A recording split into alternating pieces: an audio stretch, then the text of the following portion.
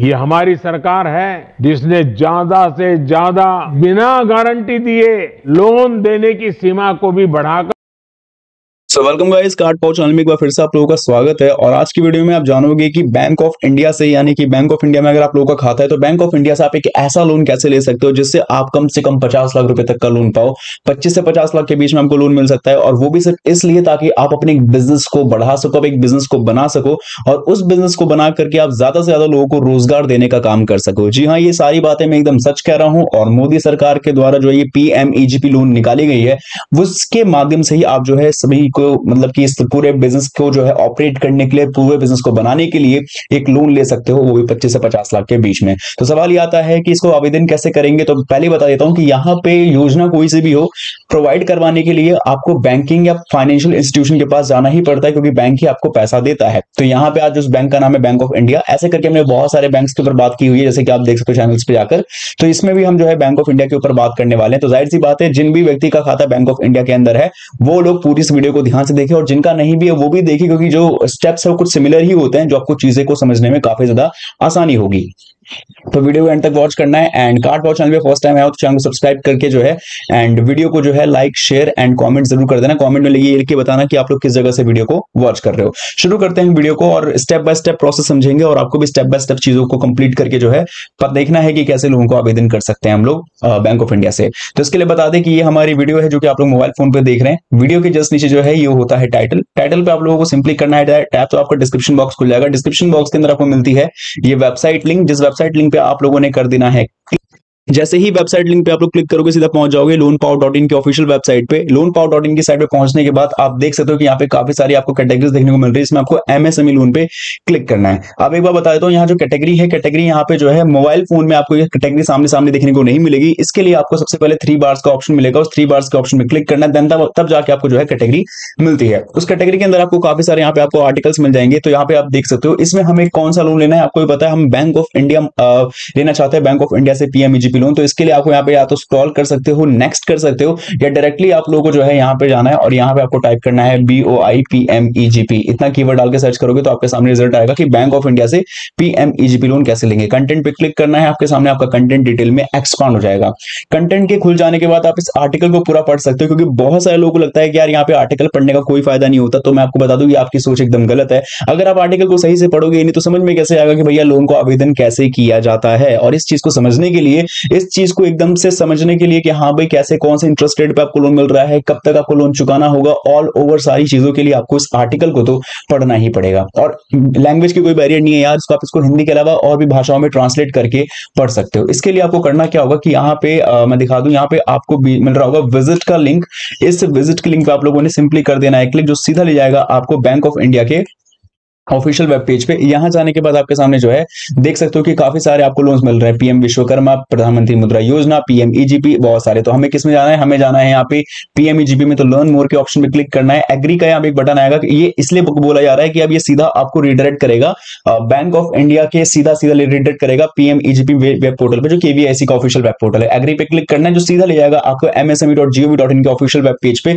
यहाँ पे आप देखोगे एक चीज, तो यहाँ पे बहुत सी चीजें बताई गई हैं। तो जो आपके दिमाग में डाउट है, लाइक कि सबसे पहले कि लोन दिया किस लिए जा रहा है, वो लोन दिया इसलिए जा रहा है ताकि आप लोगों को जो है इस लोन के माध्यम से जो है आप एक बहुत बड़ा बिजनेस खड़ा कर सको। जिनका एग्जिस्टिंग बिजनेस है शायद उसके लिए नहीं मिल रहा होगा, मेरे हिसाब से नई बिजनेस वालों को ही मिलता है। दूसरा, नेचर ऑफ असिस्टेंस की बात करते हैं तो यहाँ पे आपको बताई गई है कि क्या क्या आपके प्रोजेक्ट यूनिट, प्रोजेक्ट कॉस्ट होना चाहिए। और दूसरी बात, जितना भी आपको मान लो 25 से 50 लाख के बीच में जो लोन मिल रहा है, उसके बीच में आपको 35% तक की लोन माफ भी हो जाएगा। मान लो 50 लाख रुपए तक का लोन आपको मिल गया, उसमें 35% आप हटा दो, उतना लोन आपको देना ही नहीं है। और जो लोन बचा कुचा देना भी है, उसमें आपको जो है थोड़ा बहुत इंटरेस्ट लगा के जो है वो भी बहुत लंबे अरसे तक देना है। तो कहने का मतलब ये है कि एक योजना नहीं है, एक बेसिकली कह सकते हो कि आप ही का पैसा है, और उसको चुकाने का भी समय आप अगर इतने ज्यादा टाइम के अंदर भी अगर आप बिजनेस बना के नहीं चुका पाओगे तो मेरे को लगता नहीं फिर बिजनेस आपको क्रिएट करना पड़ेगा। क्योंकि लोन चुकाने का समय भी जो है 7 साल, कभी कभी किसी केस में 5 साल, 8 साल, 10 साल ऐसे का टाइम मिल रहा है।